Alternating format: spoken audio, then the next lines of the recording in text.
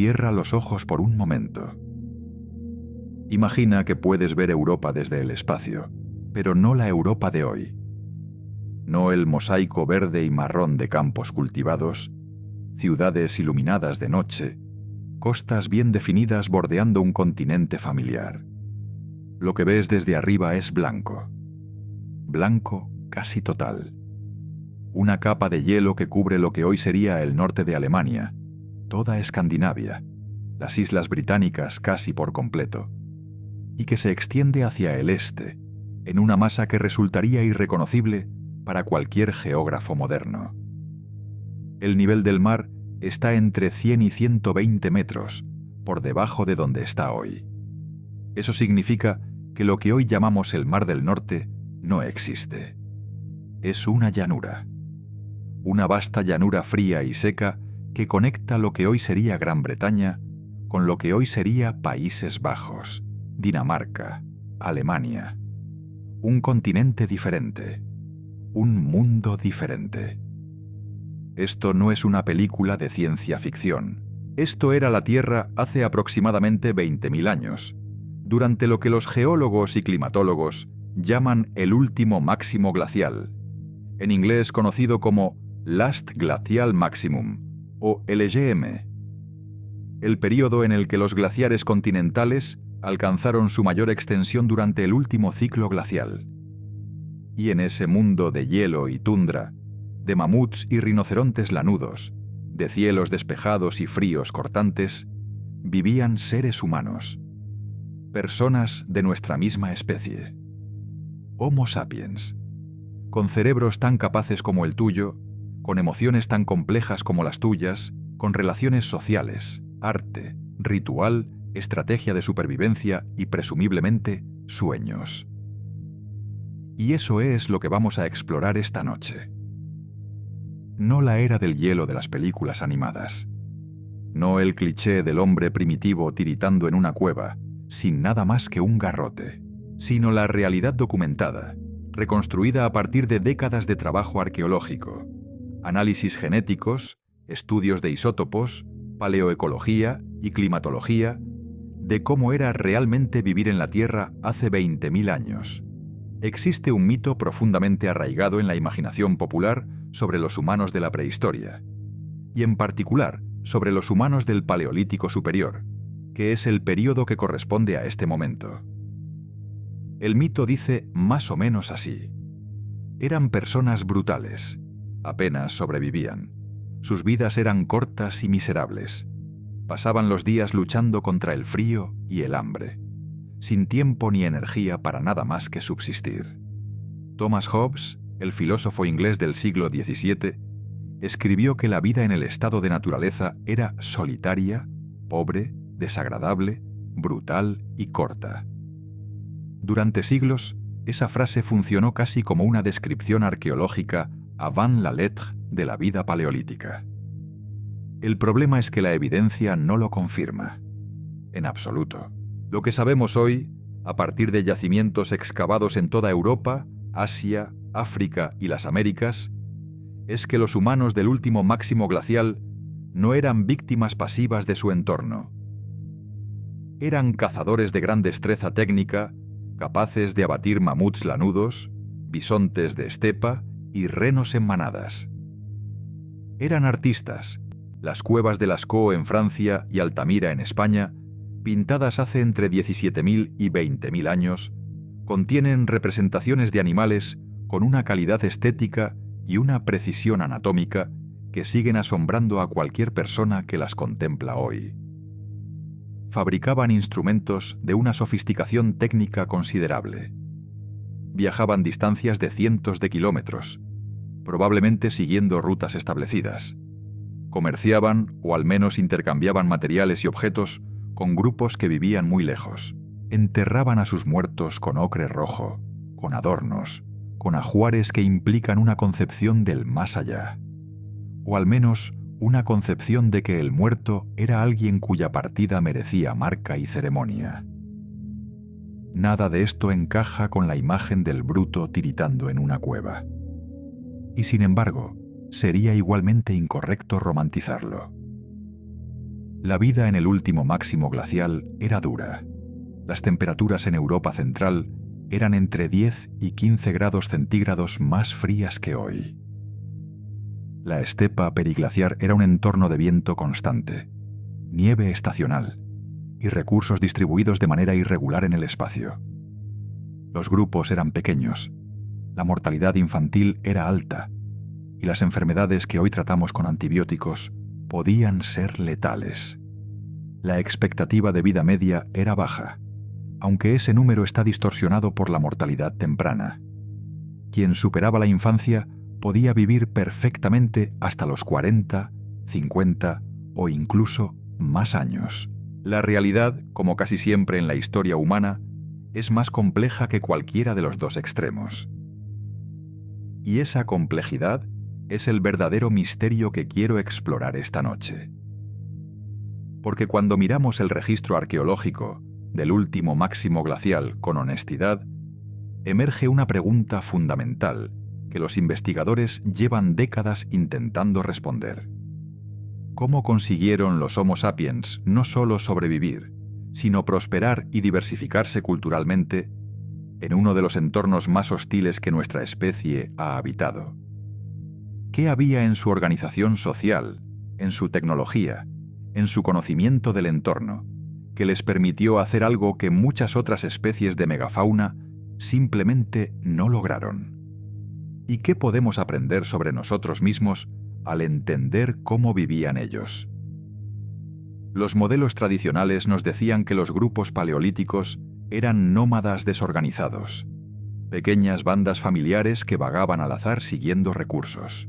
Pero los hallazgos de las últimas décadas muestran algo diferente. Patrones de movimiento estacionales cuidadosamente planificados, puntos de agregación donde grupos distintos se encontraban periódicamente, redes de intercambio que cubrían cientos de kilómetros y sitios especializados para actividades concretas. Procesado de animales, talla de sílex, producción de pigmentos, incluso lo que parecen ser lugares con funciones rituales o sociales específicas. No es aleatoriedad, es estructura. Ninguna hipótesis explica completamente la totalidad del cuadro. ¿Cómo exactamente se organizaban estas redes? ¿Qué tipo de instituciones sociales las sostenían? ¿Qué papel jugaba el lenguaje, el parentesco o el ritual en la cohesión de estos grupos? Todo eso permanece abierto. El registro arqueológico es brillante en algunos aspectos y completamente mudo en otros. Y esa combinación de lo que sabemos y lo que no sabemos es precisamente lo que hace este viaje tan fascinante. Si estás escuchando esto para quedarte dormido esta noche, esto es exactamente para lo que hago estos videos. Suscríbete si quieres más noches como esta y déjame en los comentarios desde dónde escuchas y qué hora es. Siempre los leo, y es fascinante saber que hay gente en Tokio al amanecer, en Madrid a medianoche, en Buenos Aires de madrugada, todos conectados por la misma curiosidad sobre nuestro pasado. Para entender cómo se vivía hace 20.000 años, vamos a necesitar viajar por el tiempo de una manera que pocas veces hacemos. Vamos a bajar al nivel de los detalles. El frío concreto de un amanecer en la estepa periglaciar. El peso de una lanza bien equilibrada. El olor de una grasa de animal quemando en una lámpara de piedra. El sonido que hacen 40 personas reunidas alrededor de un fuego después de una caza exitosa. Vamos a reconstruir, con la mayor honestidad que permiten los datos disponibles, qué era el día a día en la Tierra durante el último máximo glacial. Y vamos a entender por qué esas personas, esos ancestros nuestros de hace 20.000 años, importan de una manera que va mucho más allá de la curiosidad histórica. Comenzamos. Volvamos un momento al año 1868.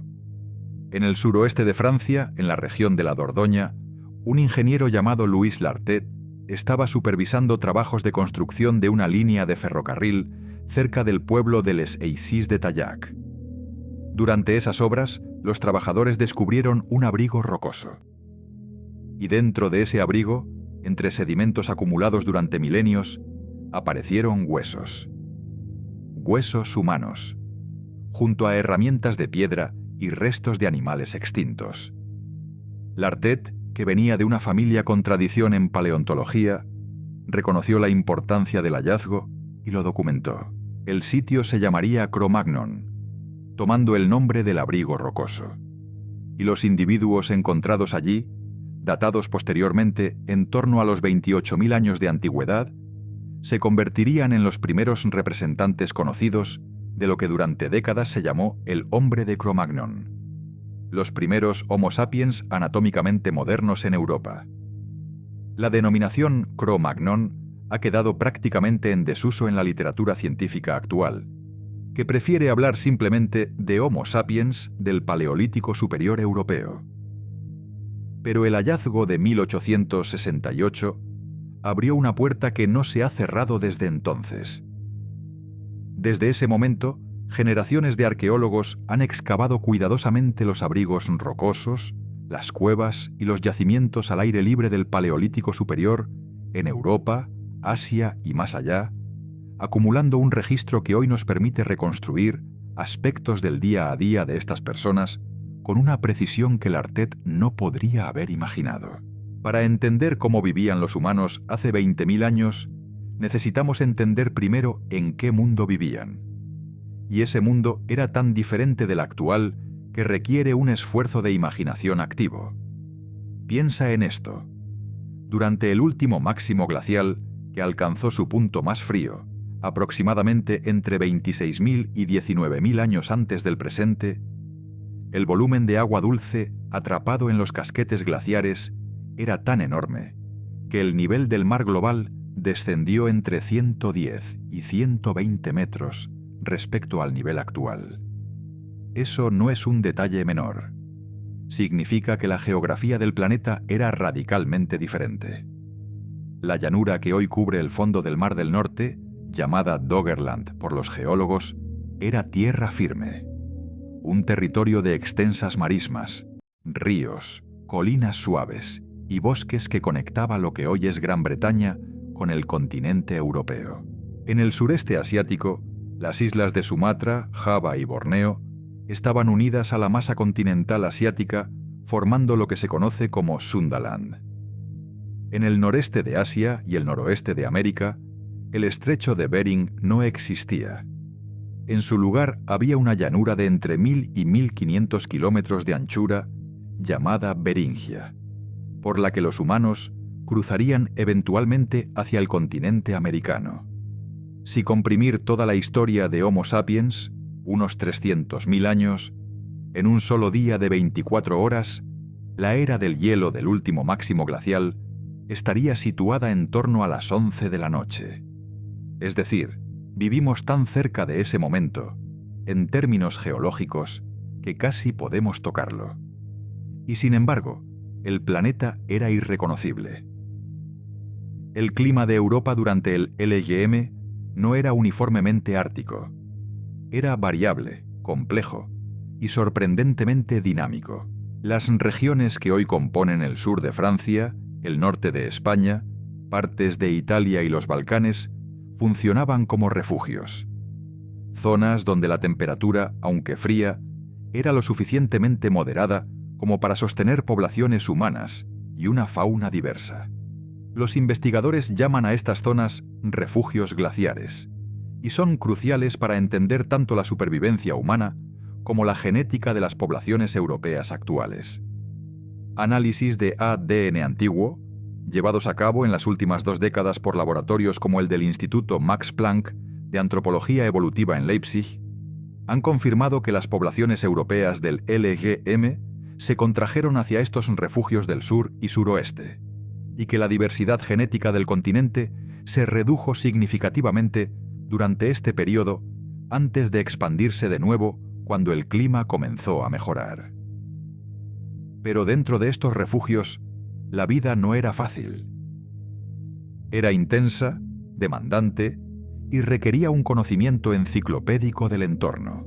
Imagina que puedes estar allí, en el sur de lo que hoy es Francia, hace 20.000 años. Es el amanecer de un día de invierno. La temperatura está varios grados bajo cero. El paisaje que te rodea no es el de los bosques templados actuales.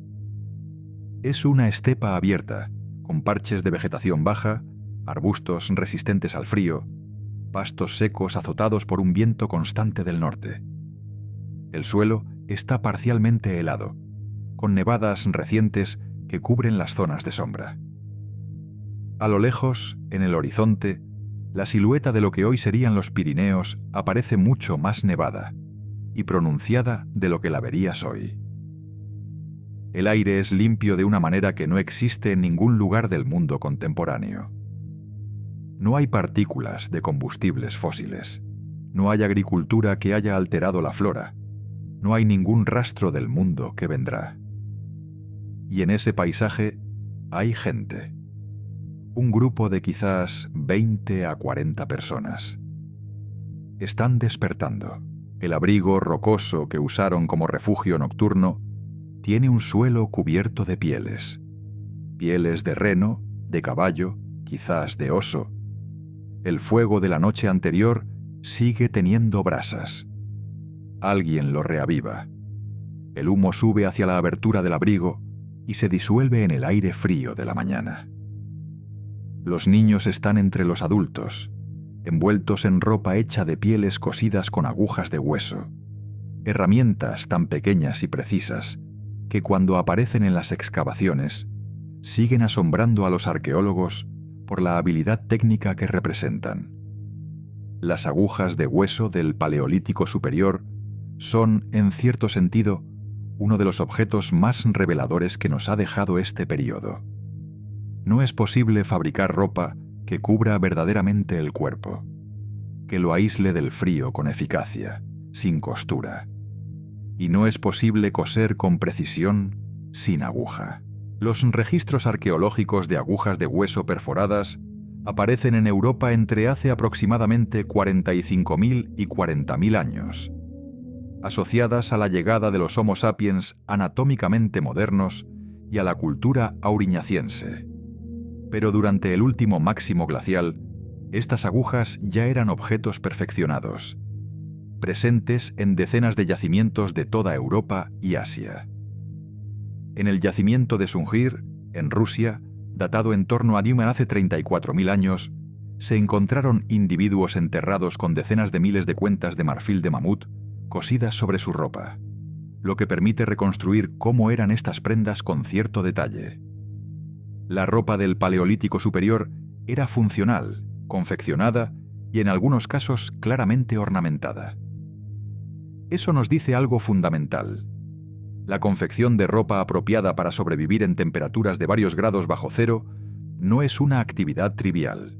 Requiere conocimiento de los animales que proporcionan las pieles, técnicas de curtido para que las pieles no se endurezcan y agrieten con el frío, diseño de patrones que cubran adecuadamente el cuerpo, incluidas las extremidades, y la habilidad técnica para coser todo eso con agujas de hueso. Requiere tiempo, división de trabajo y transmisión de conocimiento de generación en generación. No es la actividad de personas que apenas sobreviven. Es la actividad de personas con una cultura técnica sofisticada y consolidada. Lo que cambió tras los grandes hallazgos del siglo XX y especialmente tras la revolución del ADN antiguo que comenzó en la segunda mitad del siglo XX y se aceleró exponencialmente en el siglo XXI. Fue nuestra comprensión de quiénes eran exactamente estas personas y cómo se relacionaban entre sí. Durante décadas, el modelo dominante era el de grupos pequeños, relativamente aislados, que ocupaban territorios definidos y tenían contacto limitado con otros grupos.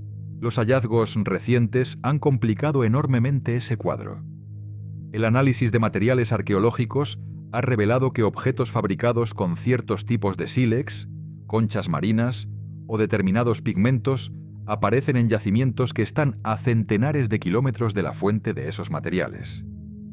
En la cueva de Vogelher, en Alemania, se encontraron figurillas de marfil de mamut, algunas de las más antiguas manifestaciones de arte figurativo conocidas, junto a objetos que no podían haber sido fabricados localmente. En yacimientos del Perigordiense y el Solutrense, culturas arqueológicas del Paleolítico Superior Europeo, los análisis geoquímicos de las materias primas muestran conexiones a larga distancia que no pueden explicarse por simple nomadismo. Alguien llevó esos materiales o los intercambió a través de distancias que implican redes sociales más amplias que las de una simple banda familiar.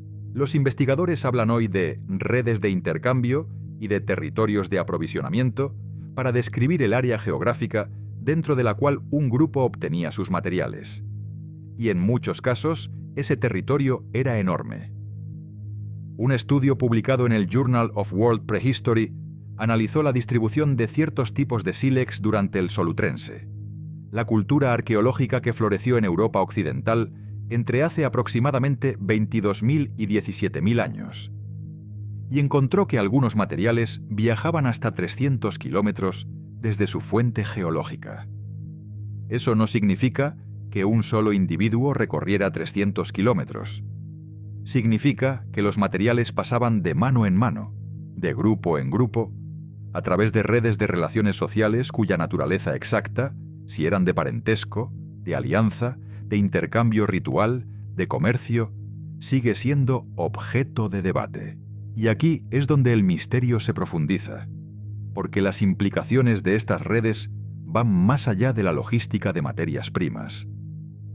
Si los grupos estaban conectados en redes de intercambio que abarcaban cientos de kilómetros, también estaban intercambiando información. Información sobre movimientos de animales, sobre condiciones climáticas en territorios lejanos, sobre nuevas técnicas de caza o fabricación de herramientas. Eso implica un nivel de comunicación, de lenguaje, de representación simbólica del espacio y del tiempo, que es cualitativamente diferente de lo que observamos en otras especies. No sabemos si estas redes eran continuas o periódicas. No sabemos si había lugares de encuentro regulares, algo similar a lo que los antropólogos llaman agregaciones estacionales, entre cazadores-recolectores modernos, donde grupos dispersos se reunían en ciertos momentos del año en ciertos lugares. Algunos yacimientos particularmente ricos en materiales de diversas procedencias y en evidencia de actividad intensa han sido interpretados como posibles lugares de agregación, pero la interpretación es difícil porque el registro arqueológico no nos dice directamente si mucha gente estuvo en un lugar al mismo tiempo o si el lugar fue visitado repetidamente por grupos pequeños a lo largo de décadas. Lo que sí sabemos con certeza es que no estaban solos, y que la soledad, si existía, era probablemente una de las amenazas más temidas en ese mundo. Porque en el último máximo glacial, el grupo era la única tecnología de supervivencia que realmente importaba.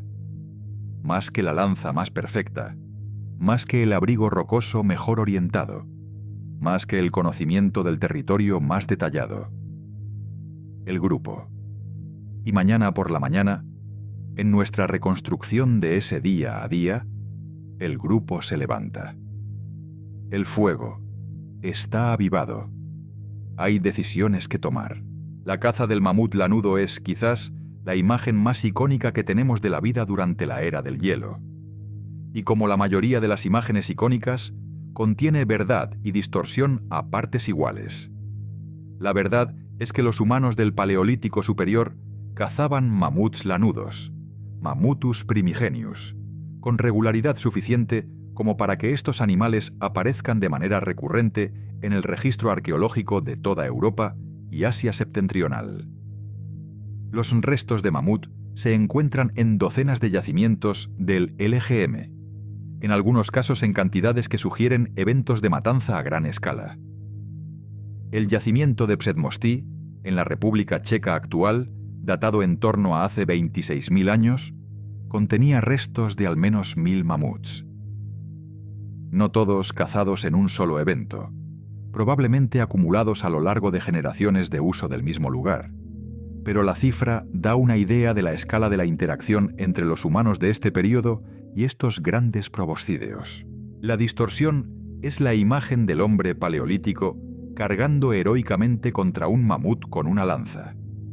La realidad era más sofisticada, más colaborativa y probablemente más parecida a una operación logística que a un enfrentamiento heroico individual. Los mamuts adultos macho podían pesar entre 4 y 6 toneladas y alcanzar una altura en la cruz de hasta 3,5 metros. Sus colmillos curvados podían medir más de 4 metros. Un animal así, en buena salud y en terreno abierto, no es una presa que se abata con una sola lanza. Los investigadores han propuesto varias estrategias de caza basadas en la distribución de los yacimientos y en la evidencia de las marcas de corte en los huesos. Una hipótesis ampliamente aceptada es que los cazadores utilizaban el paisaje para dirigir a los animales hacia terrenos desfavorables, barrancos, zonas pantanosas o bordes de ríos donde la movilidad del mamut quedaba restringida. Una vez inmovilizado o atrapado en terreno difícil, el animal podría ser abatido con lanzas arrojadas desde distancia segura. La evidencia tecnológica apoya esta idea. Las puntas de lanza del solutrense, la cultura del Paleolítico Superior, que floreció en Europa Occidental entre hace aproximadamente 22.000 y 17.000 años, están entre las piezas de talla de sílex más técnicamente exigentes que el registro arqueológico ha producido. Las llamadas puntas de hoja de laurel, algunas de ellas tan finas que la luz pasa a través de ellas, requerían un dominio de la percusión por presión, una técnica de talla que consiste en aplicar presión controlada con un instrumento puntiagudo en lugar de golpear la piedra, que los arqueólogos actuales son incapaces de reproducir con facilidad, incluso conociendo la técnica. No son herramientas hechas por novatos. Son el resultado de años de aprendizaje especializado, probablemente transmitido dentro de tradiciones artesanales específicas. Pero la caza del mamut, con todo su dramatismo, no era la base de la dieta cotidiana en la mayoría de los yacimientos. El análisis de isótopos estables en huesos humanos del Paleolítico Superior, una técnica que permite reconstruir la dieta de un individuo a partir de la proporción de ciertos isótopos de nitrógeno y carbono en su tejido óseo, ha revelado un panorama más diverso y más interesante. Los estudios de isótopos en restos humanos de yacimientos europeos del LGM muestran consistentemente señales de dietas ricas en proteína animal, más de lo que observamos en prácticamente cualquier población de cazadores-recolectores histórica conocida, lo cual tiene sentido dado el entorno de estepa fría con recursos vegetales limitados en invierno. Pero también muestran variación. No todos los individuos del mismo yacimiento tienen la misma señal isotópica.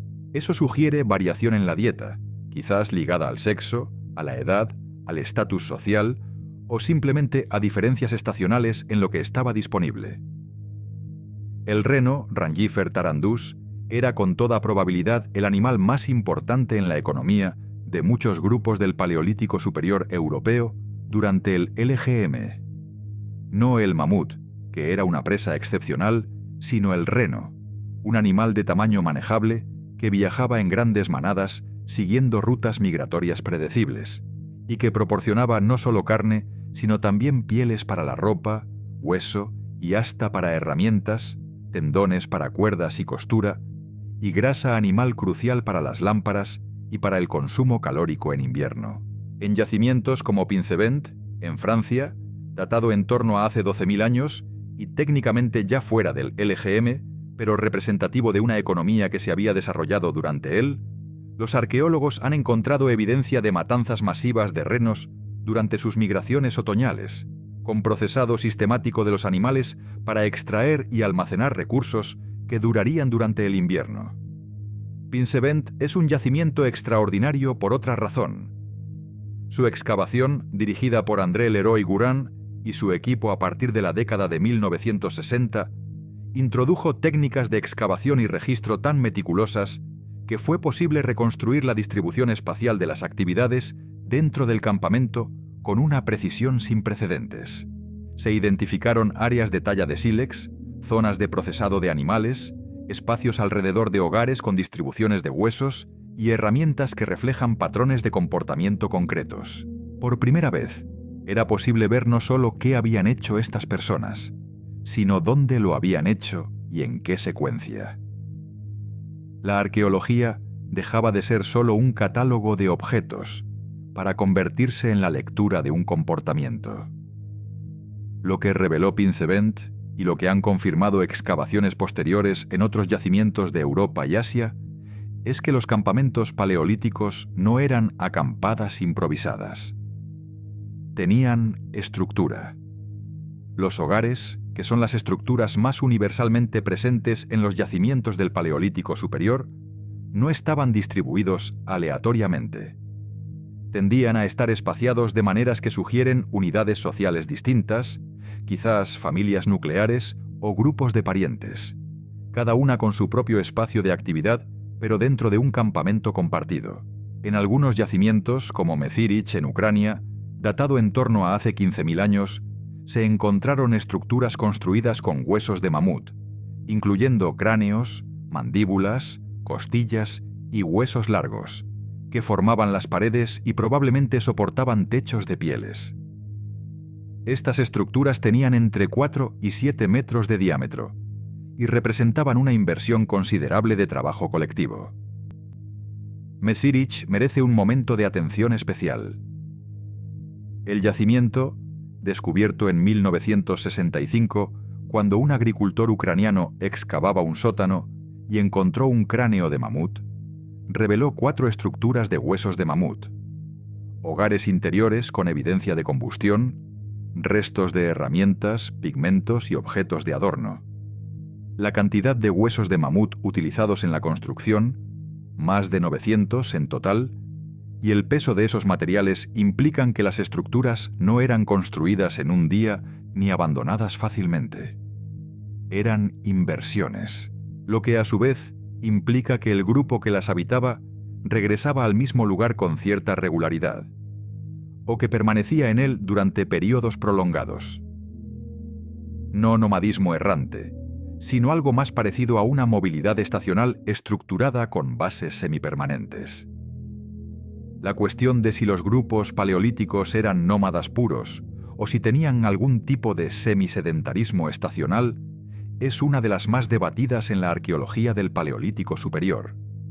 Y la respuesta honesta es que probablemente variaba enormemente según la región, el período y los recursos disponibles. En áreas con recursos concentrados y predecibles, como los vados fluviales donde los renos cruzaban durante sus migraciones, los grupos podían establecerse durante semanas o meses. En áreas con recursos más dispersos, el movimiento sería más continuo. No hay un modelo único que sirva para todos los grupos en todas las regiones durante el LYM. Lo que no hay duda es que estos grupos tenían un conocimiento extraordinariamente detallado de su territorio. Y aquí entramos en uno de los aspectos más subestimados de la vida paleolítica: el conocimiento ecológico. Para cazar renos en sus rutas migratorias, hay que saber cuándo migran, por dónde pasan, qué factores climáticos o estacionales alteran sus rutas.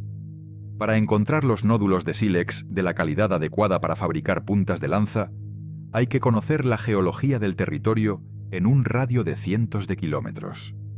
Para saber qué plantas son comestibles y cuándo, qué raíces son nutritivas después de las heladas, qué bayas sobreviven al invierno en ciertas orientaciones de ladera, hay que tener un conocimiento botánico que solo se acumula durante generaciones de observación cuidadosa.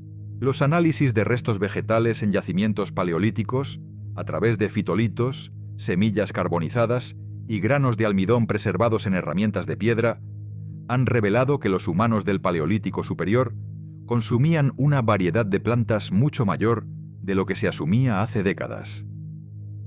Un estudio publicado en 2020 en la revista PNAS, analizando granos de almidón en herramientas de piedra de varios yacimientos europeos y asiáticos del Paleolítico Superior, encontró evidencia del procesado de plantas feculentas, incluyendo raíces y tubérculos, en contextos datados en decenas de miles de años. Esto no significa que la dieta fuera predominantemente vegetal. Las señales isotópicas siguen mostrando una base proteica animal muy alta, pero sí demuestra que el componente vegetal era real, conocido, procesado y probablemente importante como fuente de carbohidratos, especialmente en verano y otoño, cuando estos recursos eran más abundantes. Todo este conocimiento, ecológico, geológico, climático, anatómico en relación con la fauna y la flora, era transmitido oralmente de generación en generación. No había escritura, no había mapas en papel, pero había, presumiblemente, lenguaje.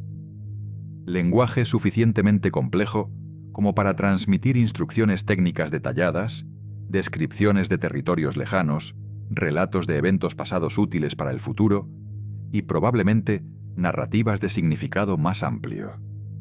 Mitos, quizás. Historias que explicaban el mundo y la posición del grupo en él. No lo sabemos. El lenguaje no deja fósiles directos. Pero la evidencia indirecta, la complejidad técnica de las herramientas, la sofisticación del arte, la evidencia de planificación a largo plazo y de redes a larga distancia, todo apunta a un lenguaje que era funcional y rico en matices. La hipótesis alternativa, que todo esto se hiciera sin lenguaje complejo, requiere asumir que estas personas eran cognitivamente diferentes de nosotros de maneras que el registro biológico no confirma. Sus cráneos, sus capacidades craneales, sus anatomías son las nuestras. Sus cerebros eran, en términos de estructura y volumen, indistinguibles de los nuestros. Y sus limitaciones también eran las nuestras. No en el sentido de capacidad cognitiva, sino en el sentido de vulnerabilidad biológica.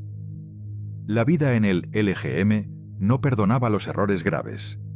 Una herida infectada podía ser mortal sin antibióticos. Un invierno especialmente duro podía diezmar un grupo si las reservas de alimento eran insuficientes. La pérdida de un cazador experimentado era una catástrofe no solo emocional, sino logística. El conocimiento que llevaba consigo, los años de aprendizaje acumulados en sus manos, en su lectura del terreno, en su comprensión del comportamiento de la fauna, eso no se reemplazaba fácilmente. El análisis paleopatológico de restos humanos del Paleolítico Superior ha revelado evidencia de enfermedades, traumatismos curados, fracturas que sanaron correctamente, lo que implica cuidado médico de algún tipo, y también individuos que sobrevivieron con discapacidades significativas que habrían sido incompatibles con la supervivencia sin apoyo del grupo. En Romito, en Italia, se encontró el esqueleto de un joven del Paleolítico Superior con una forma severa de acromegalia, una condición que habría limitado severamente su movilidad. Y sin embargo, vivió hasta una edad adulta joven, lo que sugiere que fue cuidado y alimentado por otras personas. No era un mundo donde los débiles fueran abandonados automáticamente. Era un mundo donde la interdependencia era tan profunda que cuidar al vulnerable probablemente tenía sentido práctico, además de, quizás, un sentido que llamaríamos ético o moral. Pausa. Deja que eso repose un momento. Hace 20.000 años, en una estepa helada, alguien cuidó a un joven que no podía cazar ni caminar bien. Eso es lo que nos dice el hueso. Y hay algo en ese dato pequeño, verificable, anónimo, que dice más sobre quiénes éramos entonces de lo que cualquier pintura rupestre podría decir. Hay un lugar en el norte de España que cambia a las personas que lo visitan, no de manera dramática ni instantánea, sino de esa manera lenta y silenciosa que tienen los lugares donde el tiempo se vuelve físicamente tangible. La cueva de Altamira, en Cantabria, fue descubierta de manera efectiva para la ciencia en 1879, cuando Marcelino Sanz de Sautuola, un noble local con interés en la geología y la arqueología, visitó la cueva acompañado de su hija María, que tenía entonces 8 años. Según la tradición bien documentada, fue María quien, al explorar una sala baja del techo, mientras su padre examinaba el suelo, alzó la vista y vio los bisontes, pintados en el techo con ocre rojo y negro de manganeso, con un dominio de la forma y del movimiento que Sautuola no podía creer que fueran prehistóricos. cuando presentó sus hallazgos a la comunidad científica en 1880, fue recibido con escepticismo casi universal. Muchos expertos de la época simplemente no podían aceptar que seres humanos del Paleolítico hubieran sido capaces de crear arte de esa calidad. Sautuola murió en 1888 sin ver reivindicada su interpretación. No fue hasta 1902, tras el descubrimiento de pinturas similares en otras cuevas de Francia y España y la verificación de su autenticidad, que la comunidad científica aceptó que el arte de Altamira era genuinamente paleolítico.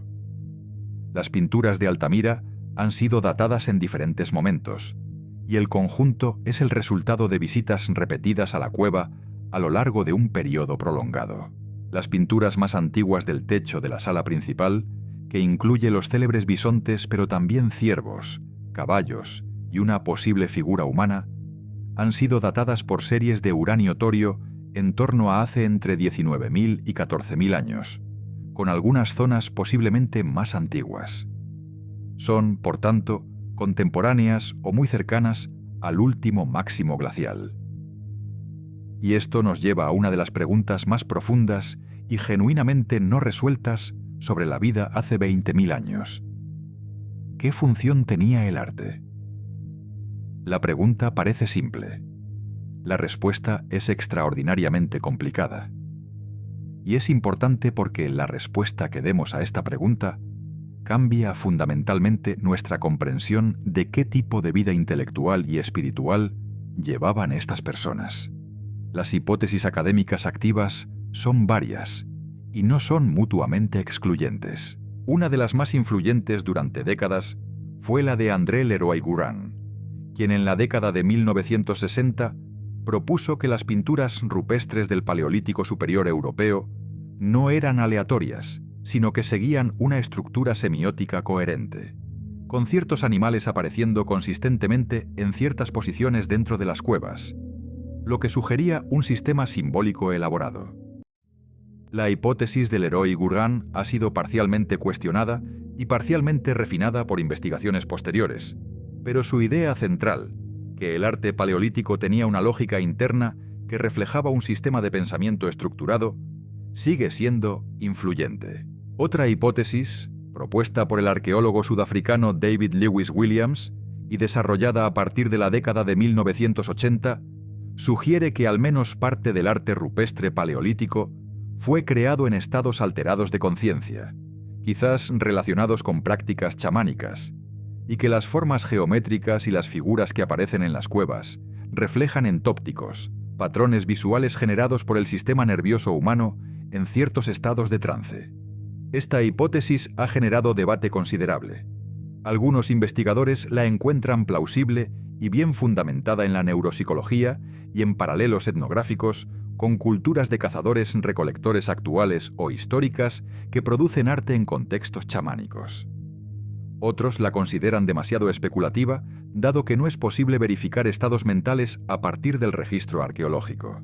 Una tercera línea de interpretación, más reciente, pone el énfasis en el arte como tecnología social, un sistema de comunicación y de marcación de identidad grupal que servía para mantener cohesión dentro del grupo y para señalizar afiliaciones e identidades en las redes de intercambio a larga distancia que mencionamos antes. Bajo esta interpretación, los estilos artísticos regionales del Paleolítico Superior, que efectivamente existen y han sido documentados, reflejarían identidades grupales análogas a lo que los antropólogos llaman etnicidad. Esta hipótesis tiene la ventaja de ser compatible con el registro arqueológico sin requerir suposiciones sobre estados mentales no verificables. Ninguna de estas hipótesis excluye completamente a las otras. El arte paleolítico pudo haber tenido simultáneamente funciones rituales, comunicativas, narrativas y estéticas, igual que el arte en cualquier sociedad humana conocida, raramente tiene una sola función. Lo que sí podemos afirmar con certeza es que producir las pinturas de Altamira, de Lascaux, de Chauvet, de Font de Gaume, de Pechmerle, requería pigmentos preparados con conocimiento de sus propiedades, instrumentos de aplicación que incluían pinceles y técnicas de soplado, andamios o estructuras de apoyo en algunos casos, iluminación artificial mediante lámparas de grasa animal y una planificación compositiva que evidencia que el artista tenía en mente el resultado final antes de comenzar. No es arte accidental, es arte deliberado, técnico y conceptualmente sofisticado. Y aquí es donde la conexión con el presente se vuelve más directa de lo que podríamos imaginar. Las investigaciones genéticas de las últimas 2 décadas han transformado nuestra comprensión de quiénes eran los humanos del LGM y cómo se relacionan con las poblaciones actuales. El trabajo del laboratorio del Institut Max Planck de Antropología Evolutiva, bajo la dirección de Svante Pääbo, que recibió el Premio Nobel de Fisiología o Medicina en 2022 precisamente por su trabajo en genómica de poblaciones antiguas, junto con el trabajo paralelo de grupos como el del genetista David Reich en Harvard, ha producido una imagen de las migraciones y mezclas humanas durante y después del LGM que es radicalmente más compleja de lo que nadie anticipaba hace 30 años. Los europeos actuales no descienden de una única población del LGM. Descienden de al menos 3 grandes flujos de población que se mezclaron en diferentes momentos. El primero es el de los cazadores-recolectores del Paleolítico Superior Europeo, los mismos que pintaron Altamira y fabricaron las puntas solutrenses, que sobrevivieron el LGM en los refugios del sur y se expandieron hacia el norte cuando el clima mejoró. El segundo es el de los agricultores neolíticos que llegaron desde Anatolia hace aproximadamente 9.000 años. El tercero es el de los pastores de la estepa póntica, relacionados con la cultura yamna, que llegaron a Europa hace aproximadamente 5.000 años y que son los portadores de las lenguas que evolucionarían hasta convertirse en la mayoría de las lenguas europeas actuales, incluyendo el español que estoy usando ahora mismo. Lo que significa que cuando buscas en tu genoma, si eres de ascendencia europea o de regiones influidas por esas migraciones, una fracción de tu ADN viene de personas que vivieron exactamente el tipo de vida que estamos describiendo esta noche. No es metáfora, es biología.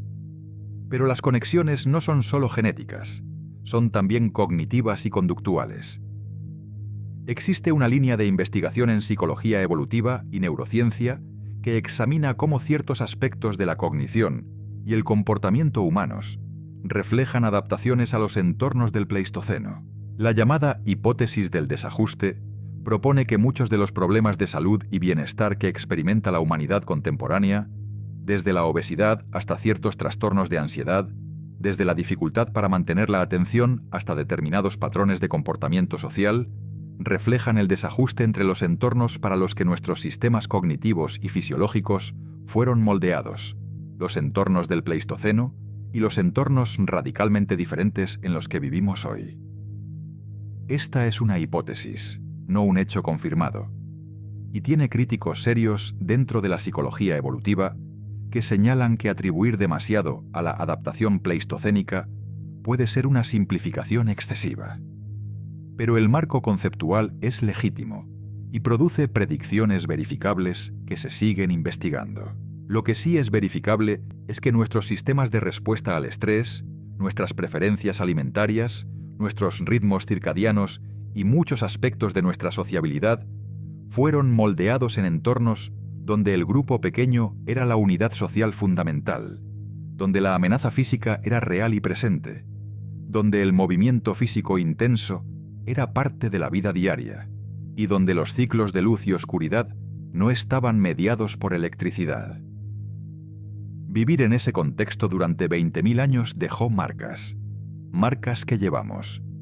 Hay proyectos de investigación activos ahora mismo que están redibujando el mapa de lo que sabemos sobre el LGM. El proyecto Crossroads, financiado por el Consejo Europeo de Investigación, está usando tecnología LIDAR, que es un sistema de detección por láser que puede penetrar la cobertura vegetal y revelar estructuras ocultas bajo tierra, para buscar yacimientos paleolíticos al aire libre en regiones de Europa que han sido históricamente poco investigadas. La tecnología LIDAR, famosa por haber revelado ciudades mayas ocultas bajo la selva de Guatemala, tiene un potencial enorme en la arqueología paleolítica porque muchos yacimientos al aire libre son invisibles desde la superficie.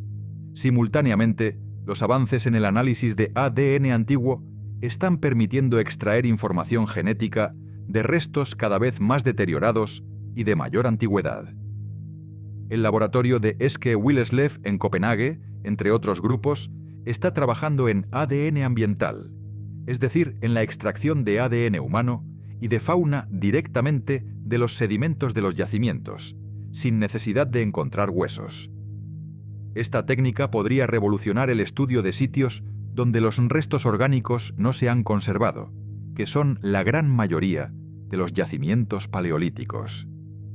Y hay una conexión más que quiero explorar antes de cerrar esta parte. Una conexión que no es genética ni tecnológica, sino profundamente humana. El análisis de los patrones de enterramiento en el Paleolítico Superior revela algo sobre la vida hace 20.000 años que ningún otro tipo de evidencia puede mostrar de la misma manera.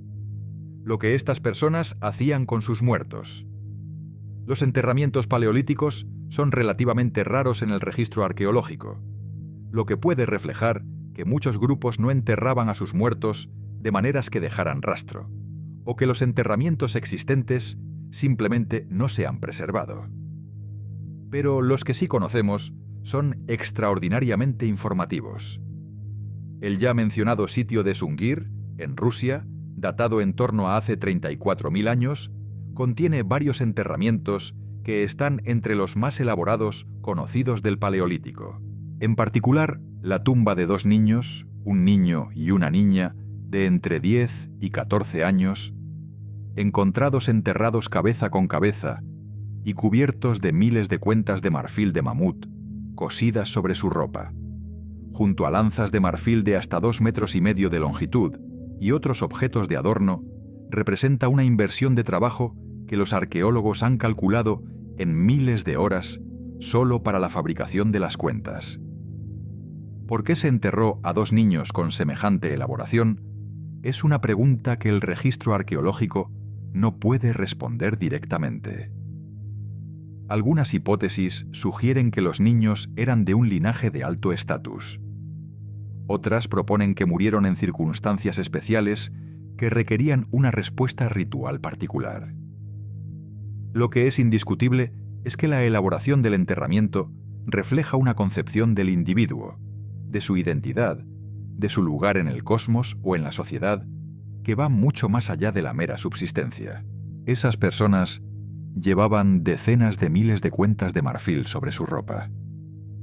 Alguien las hizo, una a una. Alguien las cosió. Y alguien decidió que debían acompañar a esos niños más allá de la muerte.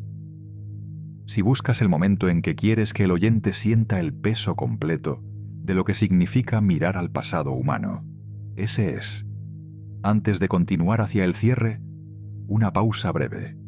Si llevas un rato escuchando y esto te está resultando útil para desconectar y quedarte dormido, es exactamente lo que pretendo. Si quieres más noches así, suscribirte es la mejor manera de no perderte ninguna. Y si tienes ganas de dejar un comentario, me encanta saber desde dónde escucháis y qué os lleva a buscar este tipo de contenido. Volvamos al principio, a esa imagen con la que comenzamos esta noche. Europa vista desde el espacio, cubierta de blanco, con un nivel del mar 120 metros más bajo que el actual, con costas que no reconocerías en ningún mapa, con una llanura donde hoy está el Mar del Norte, con un continente que era, literalmente, otro mundo.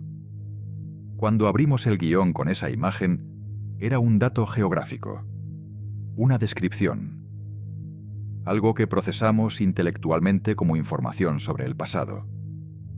Pero ahora, después de todo lo que hemos recorrido esta noche, esa imagen significa algo diferente. Porque en ese paisaje blanco e irreconocible no hay vacío. Hay personas. Hay grupos de 20, 30 40 individuos moviéndose por la estepa periglaciar con un conocimiento de su entorno que ningún geógrafo moderno podría igualar. Hay niños aprendiendo a tallar sílex mientras observan a los adultos. Hay mujeres y hombres cosiendo pieles con agujas de hueso tan finas que la luz pasa a través de ellas. Hay cazadores siguiendo rastros de reno en la nieve.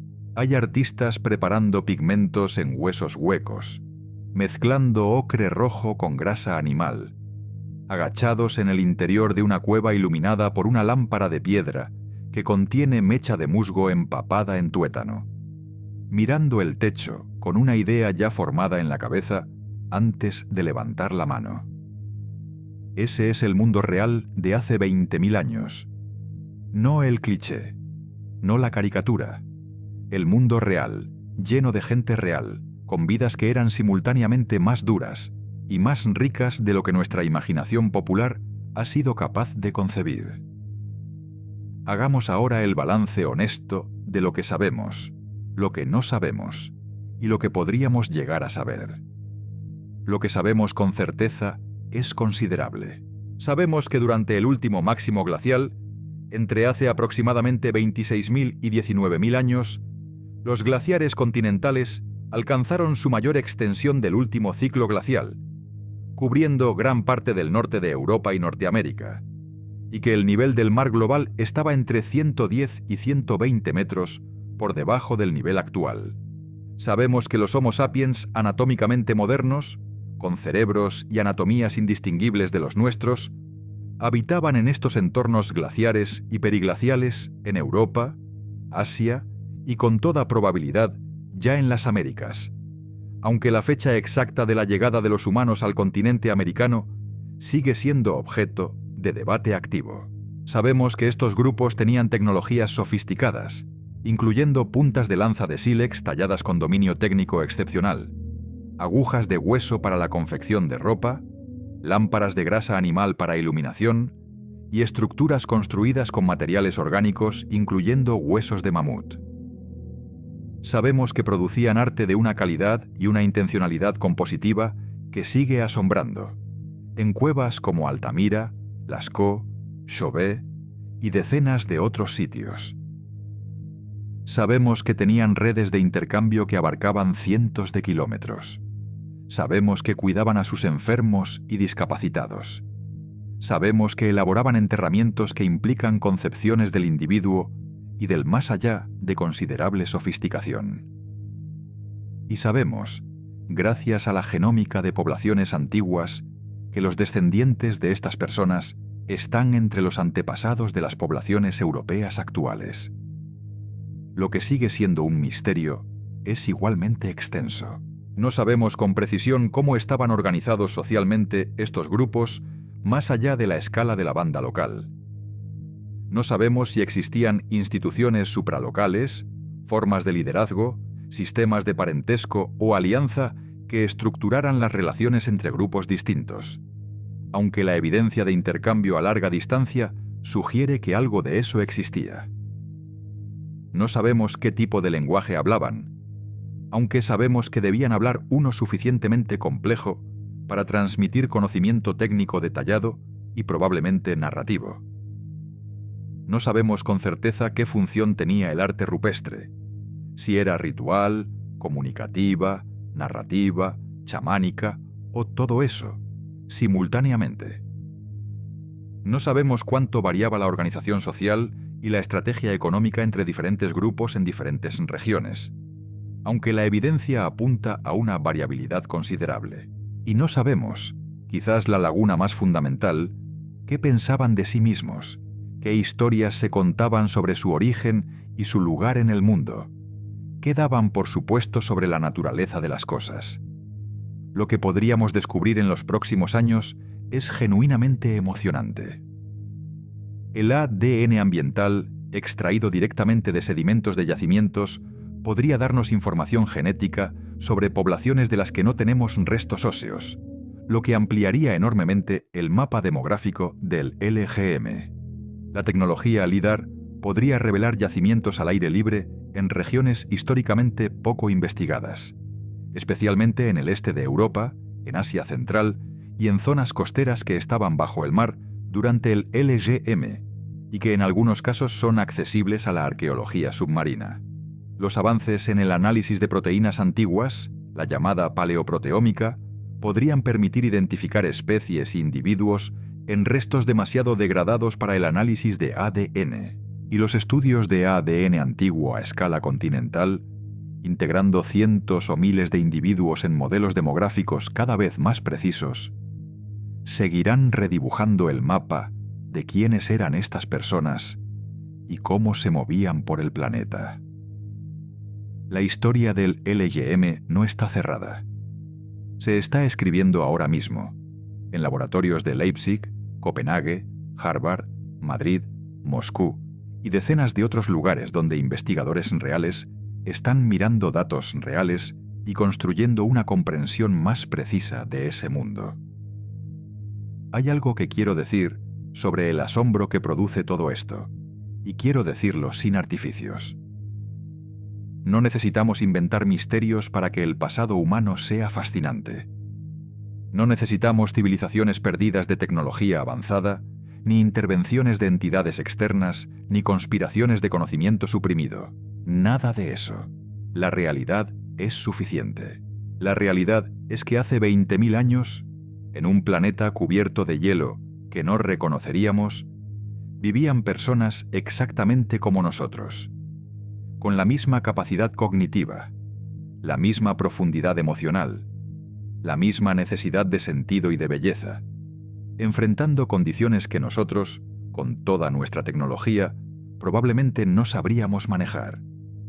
Y no solo sobrevivieron, crearon, pensaron, se cuidaron mutuamente, pintaron bisontes en el techo de cuevas oscuras con una precisión y una gracia que 20.000 años no han borrado. Hay algo en eso que no es solo historia, es espejo. Cuando miramos las pinturas de Altamira o los enterramientos de Sungir, estamos mirando a personas que eran nosotros. No metafóricamente, literalmente. La misma especie, el mismo cerebro, la misma arquitectura emocional y cognitiva. Lo que cambió en 20.000 años no es lo que somos, sino el mundo en el que somos. Y esa continuidad, esa línea ininterrumpida que va desde un artista paleolítico agachado en una cueva iluminada por una lámpara de grasa hasta una persona que escucha esto en la oscuridad de su habitación, esa línea es una de las cosas más asombrosas que conozco. Nos separan 20.000 años de esas personas, pero lo que nos une es todo lo que importa. Hay preguntas que la investigación genuinamente no ha respondido y que creo que merecen quedarse contigo esta noche mientras te vas quedando dormido. La primera: ¿cuándo exactamente llegaron los humanos a las Américas? Los modelos genéticos y algunos yacimientos arqueológicos controversiales sugieren que podría haber sido antes de hace 20.000 años, quizás hace 25.000 o más. Pero la evidencia no es concluyente, y el debate es uno de los más activos en la arqueología americana actual. Si llegaron durante el LGM, lo hicieron atravesando Beringia en condiciones que hacían de Europa occidental un paraíso por comparación. ¿Cómo lo lograron? ¿Qué rutas siguieron? ¿Qué tecnologías los hicieron posible? Sigue siendo una pregunta abierta. La segunda: ¿qué ocurrió con las poblaciones del LGM durante la transición al Holoceno? Cuando el clima comenzó a mejorar hace aproximadamente 16.000 o 15.000 años, y los glaciares comenzaron a retroceder, las poblaciones que habían sobrevivido en los refugios del sur comenzaron a expandirse hacia el norte. Pero los análisis genéticos sugieren que esta expansión no fue simple ni uniforme. Algunas poblaciones del LGM dejaron mucha descendencia en el Holoceno. Otras parecen haber desaparecido o haberse mezclado hasta el punto de la indetectabilidad genética. ¿Qué determinó cuáles sobrevivieron y cuáles no? ¿Fue el clima, la geografía, la organización social, la biología? No lo sabemos. La tercera: ¿Qué relación había entre el arte, el ritual y la cohesión social en los grupos del Paleolítico Superior? Sabemos que el arte existía y que era sofisticado. Sabemos que había enterramientos elaborados. Sabemos que había redes de intercambio. Pero la relación entre estas tres cosas, si el arte era parte de un sistema ritual que servía para mantener las redes sociales, si los enterramientos elaborados marcaban individuos cuya posición social era clave para esas redes, si todo esto formaba un sistema coherente o era más fragmentario y variable, sigue siendo una de las preguntas más profundas y más difíciles de la arqueología prehistórica. No hay respuestas esta noche, solo preguntas bien formuladas. Y quizás eso es lo más honesto que podemos hacer frente al pasado. Reconocer que no lo entendemos del todo, que el registro es fragmentario, que las personas que lo vivieron se llevaron consigo la mayor parte de lo que eran. Y sentir, a pesar de todo eso, o quizás precisamente por eso, una conexión real con ellos. Alguien, hace 20.000 años, se sentó junto a un fuego en una noche de invierno en la estepa periglaciar. El viento sonaba fuera del abrigo. Las brasas iluminaban las caras de las personas que tenía alrededor. Quizás miró el fuego durante un rato, sin pensar en nada en particular. O quizás pensó en el animal que habían cazado ese día, en los niños que dormían envueltos en pieles, en el territorio que recorrerían la semana siguiente siguiendo los renos hacia el sur. No lo sabremos nunca con certeza. Pero esa persona existió. Y tú, de alguna manera que la biología hace literal y la historia hace profunda, eres parte de lo que quedó de ella. Si este viaje por el día a día en la era del hielo te mantuvo la mente vagando mientras te ibas quedando dormido, dale like para que el algoritmo muestre esto a más personas curiosas. Suscríbete si quieres más noches como esta. Hay mucho más pasado por explorar, y estas conversaciones nocturnas sobre lo que fuimos son las que más disfruto haciendo. Si quieres apoyar el canal de forma más profunda, la membresía es completamente opcional, pero ayuda a que sigamos excavando en la historia real de la humanidad sin necesitar inventar nada. Y déjame en los comentarios desde dónde escuchas esta noche. Si es tarde o temprano, si estás en la cama o en algún otro sitio. Siempre los leo, y hay algo que me parece hermoso en saber que en este momento, mientras yo hablo de personas que vivieron hace 20.000 años, hay gente en lugares muy diferentes del mundo escuchando la misma historia. Buenas noches, que tus sueños sean tan profundos como el pasado que acabamos de recorrer.